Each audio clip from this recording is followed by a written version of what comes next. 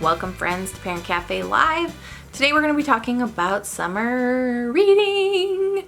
Reading. So does reading scare you guys? Is it a challenge to get your kids to read? Do you enjoy reading? Do you have access to books? Are you creating a culture in your home where that's important? Do you do it together? Do you schedule time for it? Do you help your kids pick new fun books? Do you have a place to get books from?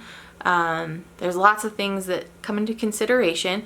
So I've talked about the summer gap, and so another word is called the summer slide. So I'm going to read you the definition of this.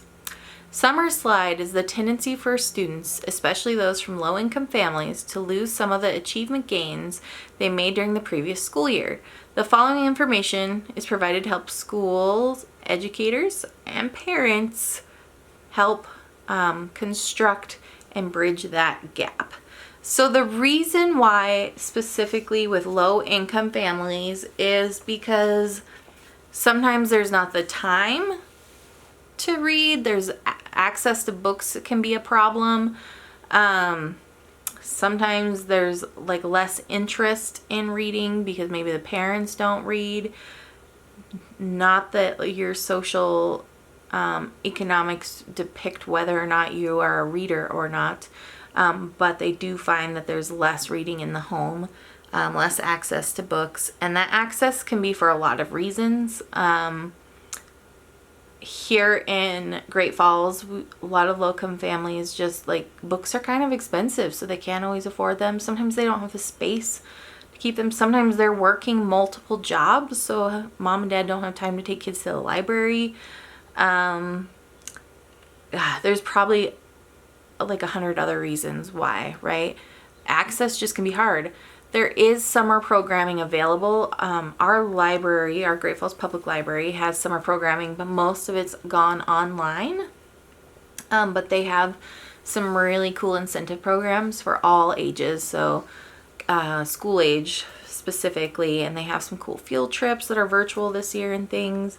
So I highly recommend looking up. If you're going to spend all that time reading, it's really fun to track your progress. It's really fun to report on that.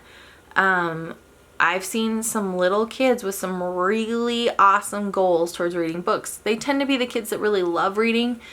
We love reading if, our brain likes to get into a story, if we have the patience to do it. If we started reading to our kids at a really young age, like Aiden was in utero when I started reading. Some kids are just really not comfortable reading out loud. Some kids struggle, some kids aren't old enough, and some kids just aren't interested in the material they've been provided. So choice is super important. About 59% of kids that have been in a study through Scholastic, they said they enjoyed summer reading, but the reasons why were because it was a choice. Like that was huge. So they got to read whenever and whatever they wanted. It was a fun way to pass time, so they were choosing to use that as a pastime, and they wanted to keep their brain active. So how cool is that for a kid to recognize, I want to keep my brain active over the summer? Like they're aware of that gap and the possibilities. And often kids are, if a parent is somebody who enjoys reading and puts an emphasis on reading and is involved in creating that environment for their kids. For whatever reason, you just tend to know, probably because you've read research or I don't know. Like you just pay attention to those sort of things. I think it has something to do with the way our brains work. But if a child grows up in a home where parents are reading, they tend to see that as the norm. So it doesn't matter what you're reading. Maybe you enjoy comic books. Maybe you enjoy Better Homes and Gardens magazine, or I think it's Popular Mechanic. Like there's a lot of resources out there. I think it's really cool that I have access on my phone to read books and listen to books. But I still love a good old-fashioned book and holding on to it, and I love the print materials. I love flipping it. and it gives you some patience and learns respect. You want to respect these. And so if your kids are really little, there's fun things you can start with. So if you go to rocketreaders.org, they have a bunch of tip sheets on how you can teach your kids about books and reading.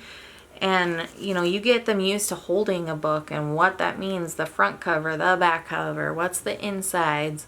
Like Aiden this year learned how to pick a book. Like, you have to find a book that's probably age appropriate. So they teach you all of that in school. Like, does it have words you recognize?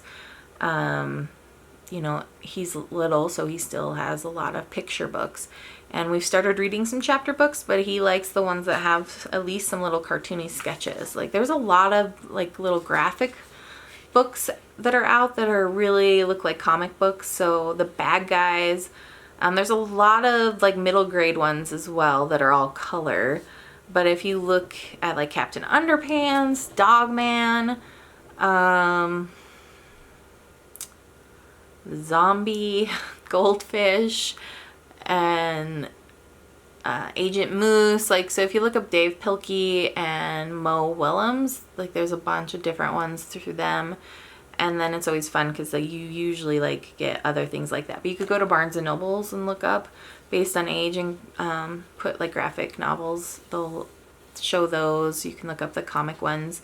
Or just go to a bookstore or the library and flip through them, because that's one of my favorite things to do. We do have a library here at Alliance for Youth. We are open from 10 to 2 on Wednesdays. So I work in my office and then the library is right next to me. So please come check us out. We do have some adventure packs available for checkout too, which has like crafts and activities. If you have a specific interest, like contact me. I don't mind curating something cool for your kids to take home and have fun. A lot of our books are on a lending base, but the only thing I do is have you sign out. Like, you become a library member and I have pretty minimal information, and I'm not going to like send you bills because you keep a book. I would rather your kid keep a book because they enjoy it, or maybe teach them how to, you know, bring it back and then pick out a new one and, you know, share that book with somebody else. And so please feel free to email me or call my office. I will put those in the links below. You can always get my information at allianceforyouth.org as well. If you go to Scholastic, during the school year is a really fun time to buy through Scholastic, because most of your teachers have, especially in the grade schools, you know, the primary schools, you can go and purchase through your classroom's book club, and those prices are a lot better actually. They're pretty awesome. So we've bought a lot of books, and I did a last order and I bought like a summer set. So Aiden's definitely at those like I can read, early readers level learning, but they're small. There's lots of pictures. The print is big. And it's a lot of words he already knows. So he learned a lot of sight words this year, and he learned how to sound out words with, you know, phonics. So he'll probably need me to read a page and then he read a page. And we'll swap back and forth because I don't want him to get overwhelmed. And we have the early readers that he'll start with. And then we have some level 1s and level 2s. So we're going to use those and level up with him. And then, of course, we have a lot of other books that he likes. So he's really into facts about animals. So they have these who would win books. And so they pit 2 animals or insects or bugs, you know, against each other. And you learn about them both. And then who would win in like a fight to the death. So we got him some, like the great white shark versus the orca, and there was a couple others. I can't remember what they all were. I know one's with snakes because he thinks snakes are really cool. And they're pretty awesome books. So National Geographic books are really cool, and there's usually sets of those, and they have leveled readers as well. It's good to have fiction and nonfiction, and the way you read those is a little different. You know, a comic type book is going to be a lot different than a regular chapter book, but find what interests them. If they're interested in what it is, they're going to be curious. And even like me reading to Aiden, He builds vocabulary. He asks me questions. And if it's something he's interested in, he listens. And now we're at a point where we show him the words as we read. And that's going to be helpful to build his skills too. And then he always loves to keep his book in bed at night. And he goes through it because it's still so bright out. And then he goes to bed. And that's cool that he's curious and still using the books. And so I think library was one of his favorite things. He loved bringing home his library book and sharing it because he got to pick it out. And so we have a pretty good library at our house for Aiden. So he's got lots of choices. And then I, of course, have access here. I have not taken him to the public library because we've always had so many books. But I think it's a good experience to go and teach them how to check out a book and what that looks like. And there is a lot of choices. Their kids area is really awesome. So we also have so I'm running some book clubs this summer. So I went and found some things. So Teachers Pay Teachers has a lot of great resources. I purchased some of these. So comprehension strategies, beginning readers, how to love reading, and fluency strategies. Awesome. You come here and we've got these flyers. I've also got this really cool one, Reading Strategies 101, so resources for parents. So as your child's in school, they learn a lot of different techniques to build comprehension in a book. So making predictions, inferring, asking questions, visualizing. So it's been a long time since I've done any of this and known exactly what it meant. Synthesizing, making connections, all these building blocks of learning that they're learning in their early grades. Because we take those for granted because we just know how to do them and we've been doing them for a long time. We forget all the building blocks that went into it. So it's nice when you can understand the language that your teachers are using. They teach math differently than they taught it to us. I'm almost 38. So it's been a while. It's been a hot minute, right? And some of them are they seem hard to us because it's different than we learned, but it's easier. It makes sense. There's all these awesome rules and I'm oh, that's why that word did that. I just, remember memorizing that word. So have fun with it. So to build motivation for our kids, so there's a lot of incentives. And if you're going to do these where you log in your reading, I highly recommend you hold your kids accountable and when they're reading and that they are reading. It just builds, that honesty factor when we're doing things, true accountability. And I don't know, don't report falsely that you did something that you didn't do, right? So if you go to the library, they have an app where you can log in. So I think it's R2 is the app, and they have it all. If you go on their website, greatfallspubliclibrary.org, they have the links for the app, the logging app and stuff. If you go to I think it's called Kids Corner, they'll have all of their stuff listed there, and they have flyers out for the summer. So you download this app and you can record your reading there, and it's a specific app that's linked to the Great Falls Public Library account. And after you read so many hours, I think it's hours, you get put in for a prize at the end of the summer, and they have some other incentives. So it's just fun. And they have a lot of cool activities where you can go pick up some fun craft kits this summer as well.